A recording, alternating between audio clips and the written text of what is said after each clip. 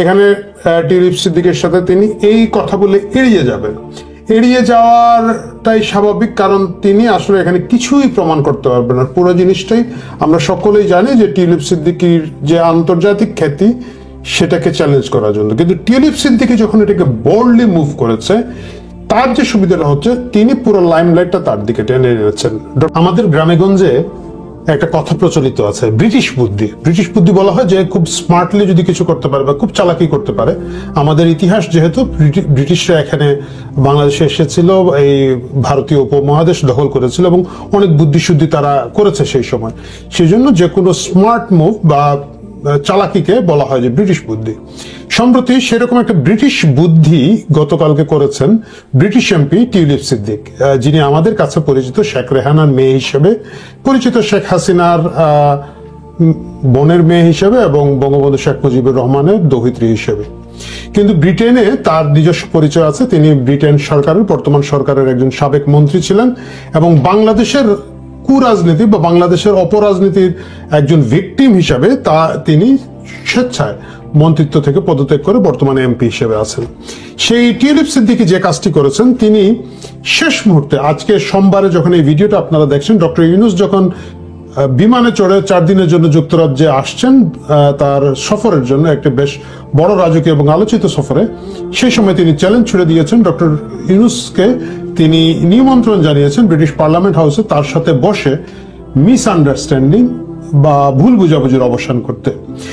সেটা করতে গিয়ে যে কাজটা করেছেন টিউলিপ সিদ্দিকি এবং তার টিউলিপ সিদ্দিকের যে আইনজীবীরা আছেন, তারা ডক্টর ইউনূসকে একেবারে ওপেন একটা খোলা চিঠি দিয়েছেন, যেটা তারা পাঠিয়েছেনও তার লয়ার, এবং তিনি নিজে টুইটারে টুইট করেছেন এবং বিভিন্নভাবে তারা প্রতিষ্ঠিত করেছেন একটা উন্মুক্ত চ্যালেঞ্জ। সেই চ্যালেঞ্জে তিনি বলেছেন যে, টিউলিপ সিদ্দিকি বলেছেন যে, আমার সাথে বাংলাদেশে আমার কোনো ধরনের ব্যবসায়ী সম্পর্ক নেই, কিছু নেই। আমি বাংলাদেশে রাজনীতি করি না, বাংলাদেশে আমার কোনো কেরিয়ার আমি গঠন করিনি, আমি এইখানে থাকি। হ্যাঁ, বাংলাদেশ আমার ডিপ টু মাই হার্ট, আমার হৃদয়ের অন্তরে আছে, কিন্তু সেটা শুধুমাত্র শুভেচ্ছা এবং ভালোবাসার জায়গায়, ব্যক্তির স্বার্থ আমার কোথাও কোনোভাবে সম্পৃক্ত না। এবং যুক্তরাজ্যের বাঙালি কমিউনিটির সাথে আমার নিজে একজন বাঙালি কমিউনিটির সদস্য হিসেবে, ব্রিটিশ বাঙালি হিসেবে তাদের সাথে আমার সেই ওয়ার্ম সম্পর্ক আছে বা সেই সম্পৃক্ততা আছে, সেই যোগসূত্র আছে, কিন্তু এর বাইরে বাংলাদেশ সরকারের এই সব কিছুর সাথে আমি নেই।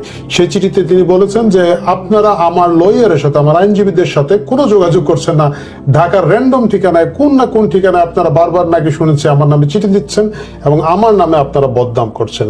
ঠিক আছে, এই সবগুলো নিয়ে আমাদের কোনো ধরনের ভুল বুঝাবুঝি থাকে, আপনি আমার সাথে বসেন, চা খান, খাবার খান, খেয়ে আমরা সেই ভুল বুঝাবুঝিটা মিটমাট করি, আমি আপনাকে ব্যাখ্যা দিই।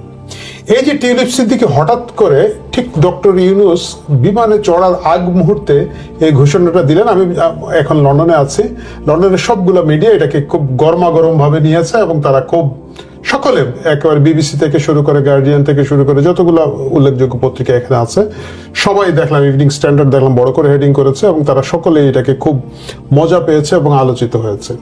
কেন আমি বললাম যে এটা ব্রিটিশ বুদ্ধি? কারণ এটার মাধ্যমে টিউলিপ সিদ্দিকি একটা বিশাল চ্যালেঞ্জ ডক্টর ইউনূস এবং ডক্টর ইউনূসের প্রতি ছুড়ে দিলেন, এক, আন্তর্জাতিকভাবে। দ্বিতীয় হচ্ছে ডক্টর ইউনূস শেখ হাসিনা এবং শেখ পরিবারের যে দুর্নীতির যে ব্যাপক তোড়জোড়, ব্যাপক কথাবার্তা হচ্ছে এই মুহূর্তে বাংলাদেশে, তার সবকিছুকে এই চ্যালেঞ্জের মাধ্যমে একটা বিশ্বাসযোগ্যতার চ্যালেঞ্জের মধ্যে ছেড়ে দিয়েছেন এবং ফেলে দিয়েছেন। কারণ ডক্টর ইউনূস যদি এখন টিউলিপ সিদ্দিকির সাথে বসেন, টিউলিপ সিদ্দিক এটা প্রমাণ করতে পারবেন, তার চিঠির ভাষা থেকে বোঝা যাচ্ছে যে কোনো ধরনের দুর্নীতি, বাংলাদেশ সংক্রান্ত কোনো দুর্নীতির সাথে তার কোনো ধরনের সম্পৃক্ততা নেই। যে কাজটা করা হয়েছে এর আগে আপনারা জানেন যে টোটাল শেখ হাসিনা পরিবারের উপরে হামলা করার একটা বড় টার্গেট হিসাবে টিউলিপ সিদ্দিকির নামে 2টা বড় অভিযোগ করা হয়েছিল বাংলাদেশ থেকে। একটা হচ্ছে যে তিনি রাশিয়ান কোন একটা আজের সাথে জড়িত আছেন, ডিল যেটা হয়েছিল বাংলাদেশের সাথে, সেটার সাথে তিনি জড়িত আছেন, এক।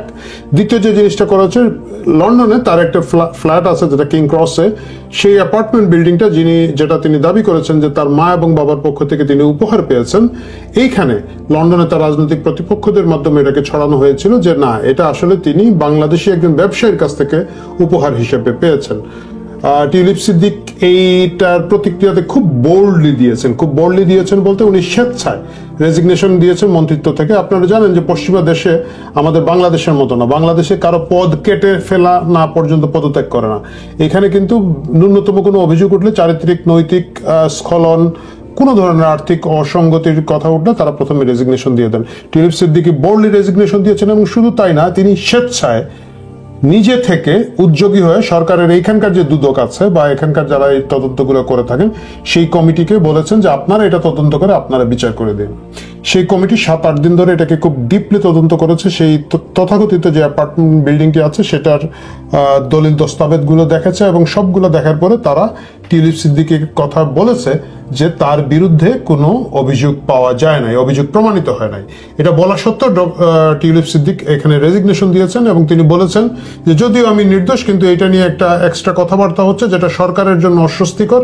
আমাদের যে মূল কাজ, মানে উনি যে লেবার গভর্নমেন্টের অংশ, আমাদের যে মূল কাজ জনগণের কল্যাণ করা, এটা থেকে মনোযোগ উল্টাপাল্টা দিকে সরে যাচ্ছে বলে আমি এখানে রেজিগনেশন দিলাম। এতটুকু পর্যন্ত ছিল, কিন্তু বাংলাদেশ সরকার সেটাকে সেই পর্যায়ে রাখে নাই।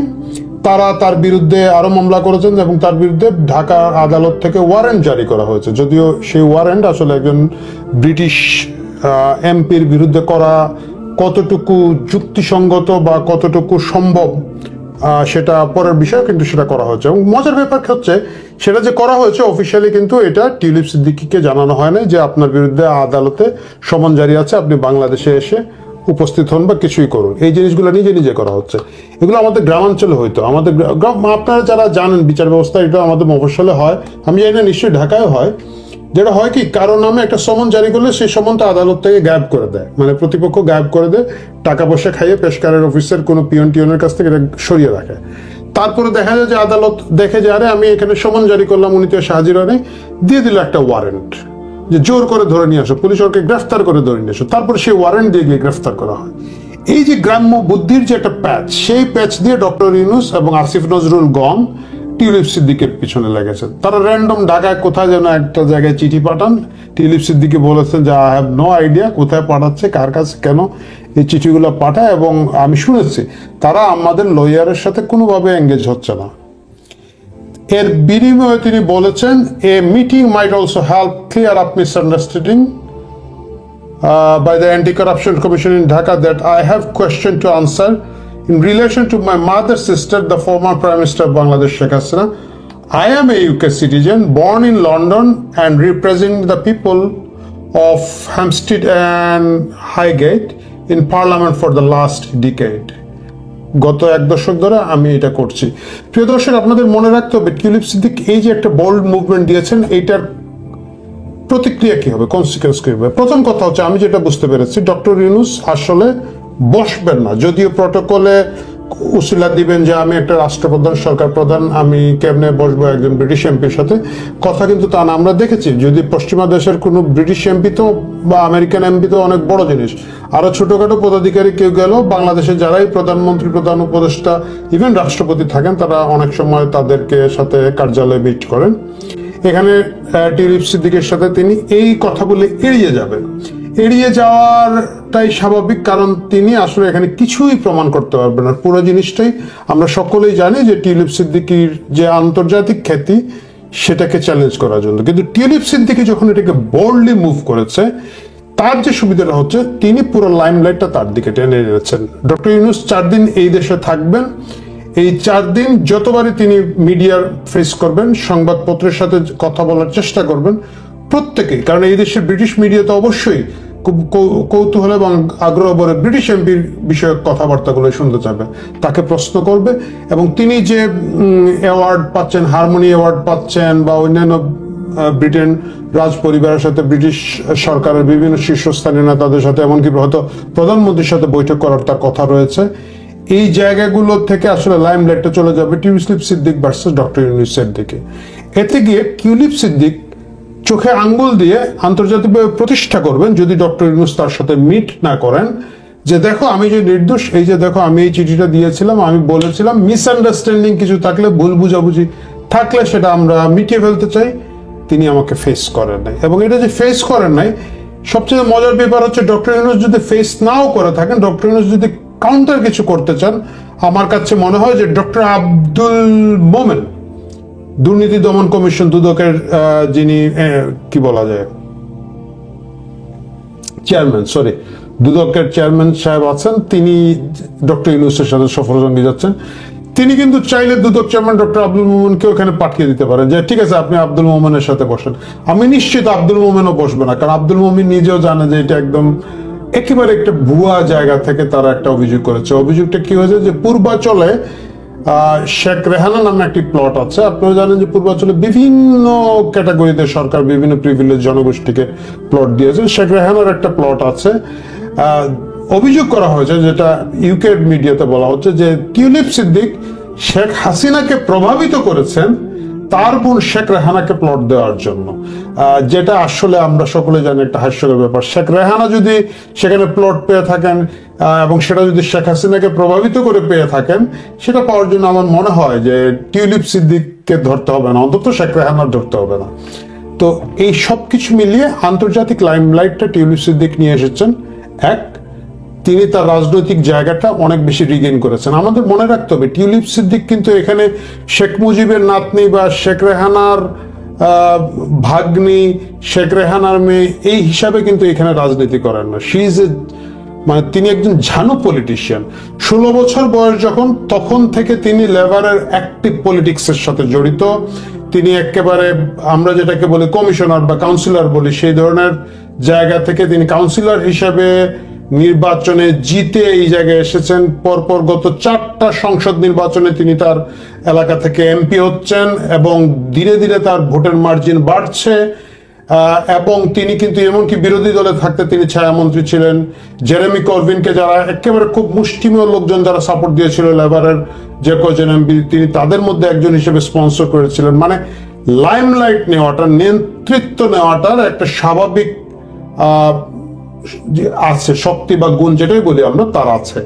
সেটা মানে হঠাৎ করে দেখেন এতগুলো এমপির মধ্যে জেরেমি করবিনকে মনে হয় 26-27 জন এমপি একটা সাপোর্ট দিয়েছিলেন। সেই জায়গাটা কিন্তু তিনি লাইমলাইট নিয়েছেন। 4 বারের এমপি হয়ে যাওয়া, এবং যে জায়গায় হয়েছে না এটা কিন্তু খুব বাঙালি অধ্যুষিত এলাকা বা খুব আপনি ভাই বেড়াদারের এলাকা তা কিন্তু নয়। সেখানের মধ্যে একটা বড় জনগোষ্ঠী, একটা খুবই মাল্টিডিসিপ্লিনারি ব্যাপার স্যাপার আছে, ডাইভার্স জনগোষ্ঠী আছে, ইহুদি জনগোষ্ঠীর একটা বড় সংখ্যক লোকজন এখানে বাস করেন। সবকিছুর মধ্য দিয়ে কিন্তু টিউলিপ সিদ্দিকী পরপর জিতে আসছেন। সুতরাং বোঝা যাচ্ছে আমাদের আপনাদের কাছে হয়তো মনে হবে আরে শেখ রেহানার মেয়ে, এই জন্য তো বাংলাদেশে হলে তো মন্ত্রী হইতো বা মেয়র হইতো, যে দক্ষিণের মেয়রের মতো হইতো, সেটা না। কিন্তু শি ইজ এ পলিটিশিয়ান এবং সে 16 বছর বয়স থেকে কিন্তু এই ঝানু পলিটিক্সের ভিতর দিয়ে ব্রিটেনের মতো জায়গায় বাংলাদেশি বংশোদ্ভূত একজন মন্ত্রী হিসেবে কিন্তু নিযুক্ত হয়েছিলেন। সেই টিউলিপ সিদ্দিকী যখন এই খেলাটা খেললেন, এইটা ডক্টর ইউনূসের বিশ্বাসযোগ্যতার ভিতকে অনেকখানি নাড়িয়ে দেবে। আমার কাছে কেন যেন মনে হচ্ছে ডক্টর ইউনূস যদি এই খবর আগে পেতেন তাহলে হয়তো হারমোনি অ্যাওয়ার্ড নেওয়ার জন্য উনি নাও আসতে পারতেন। কিন্তু ডক্টর ইউনূসের একটা শখ, আপনি জানেন যে উনি 10 মাসে কিন্তু এটা তার 11তম বিদেশ সফর। মানে প্রতি মাসে একবার বিদেশে যদি উনি না আসেন উনি আরাম পান না। কি কারণে আসেন, কেন আসেন? বেশিরভাগ সময় এইসব অ্যাওয়ার্ড নিতে আসেন, ব্যবসায়ী সমিতির সাথে মিটিং করতে আসছেন। কিছুদিন আগে জাপানে গিয়েছিলেন। কি যে অ্যাচিভ করেন উনি জানেন, আমরা কেউ জানি না। উনি বলতে পারবেন আর আমাদের ডাস্টবিন শফিক ভাই বলতে পারবেন। কিন্তু এই লন্ডনের এই সফরটা তার জন্য টিউলিপ সিদ্দিকীর এই চ্যালেঞ্জের কারণে একটা বিরাট অস্বস্তি হয়ে থাকবে এবং এই অস্বস্তি ভবিষ্যতে দুদকের মাধ্যমে শেখ হাসিনা পরিবারের দুর্নীতির যে অভিযোগগুলো আসবে তার সবগুলোকে সন্দেহের দিকে রাখার জন্য আন্তর্জাতিক মহলের কাছে একটা গুরুত্বপূর্ণ মাইলস্টোন হিসেবে থাকবে। প্রিয় দর্শক, ডক্টর ইউনূস 4 দিন ইংল্যান্ডে থাকবেন। আমরা দেখতে থাকবো তিনি কি করেন এবং নিশ্চয়ই টিউলিপ সিদ্দিকী এবং ডক্টর ইউনূসের এই